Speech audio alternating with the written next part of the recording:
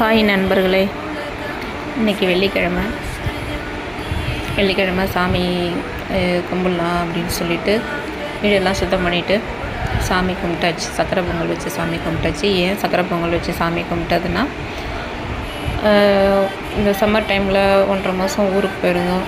வீடு பூட்டி இருந்துச்சு.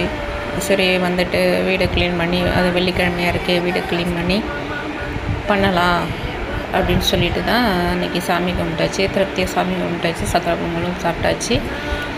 புதுசாக சேனல்ஸ் ஓப்பன் பண்ணியிருக்கேன். ஏற்கனவே ஓப்பன் பண்ண சேனல் க்ளோஸ் ஆகிடுச்சு. புது சேனலுக்கு ஆதரவு கொடுங்க. மறக்காமல் சப்ஸ்கிரைப் பண்ணுங்கள். தேங்க்யூ.